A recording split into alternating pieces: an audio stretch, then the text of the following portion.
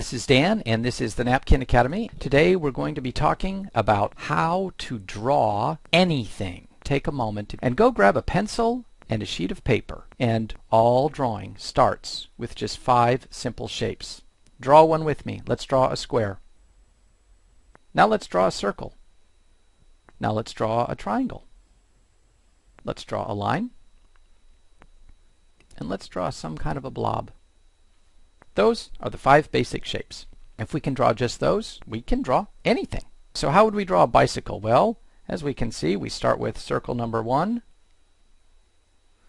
We then draw circle number 2. We put a triangle in between them, just our basic shapes. A couple of lines, maybe another circle right here, another circle right here, maybe a little triangle. Presto, we've got a bicycle. A city? Well, we see what a city is. It's basically a bunch of squares. We could do the same thing for a house. How do I draw my house? Well, maybe I draw a square, another square, another square, another square.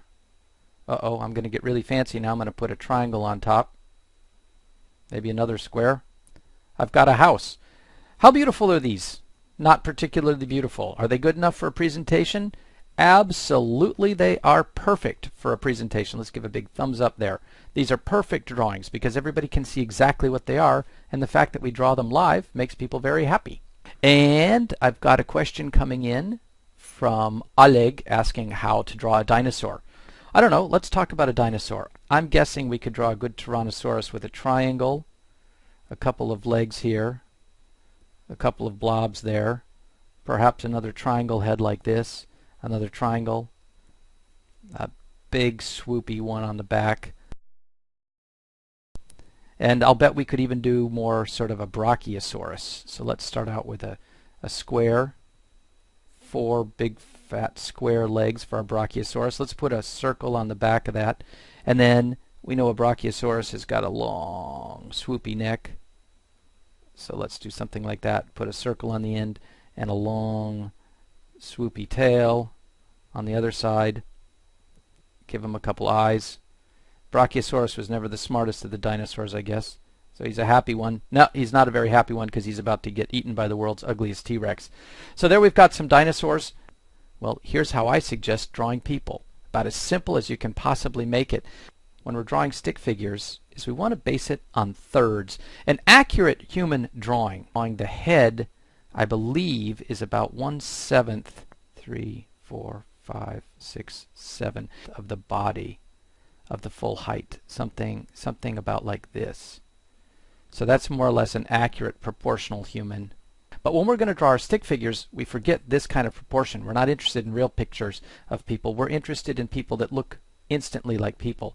The head is 1/3 the body is 1/3, the legs are 1/3 of the height. We add a couple of arms, and now we've got a pretty ugly but satisfactory stick figure. I guess what I probably forgot there is I didn't really put in much of a neck. So let's do another one. Let's make a little bit better stick figure and maybe drop the arms a little bit down now. And there we get a slightly better stick figure. And let's do one more. Let's do a stick figure that's running. Let's do a little stick figure that's running. So pieces remain more or less the same in proportion. He's walking at a rapid pace. So stick figures are great. The thing I really love about our little stick figures is with very little effort, we can make them really sad. Oh my goodness, what a sad stick figure. Or we can make them so happy that they are just bursting with energy. Or we can make them, what else might we want to do? Surprised. Oh, okay, that's a good one. I think, how would we do surprised? Well, it depends. This person could be shocked. This is terror surprise. Maybe because they've just seen a skeleton coming at them. We could do, frustration. Oh, I have an idea how to do frustration. Person is standing there, very stiff, arms straight up, Mouth is a solid line. Eyes are very small. I think we could do a kind of a grrr, some teeth showing.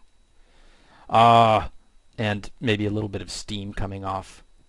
I think this person is quite frustrated. Either that or they've just stepped into they're walking over burning coals. One or the other. A little bit of effort, you can show lots of things. But how do I draw a process? I can draw a process by putting together my boxes and my arrows and creating a timeline.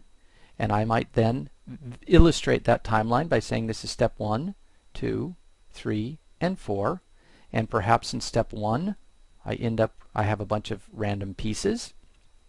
In step 2, I put those pieces together. In step 3, perhaps, I'm just making this up as I go, I move that thing up. And then in step 4, what am I going to do with step 4? Okay, step 4, I raise it even higher.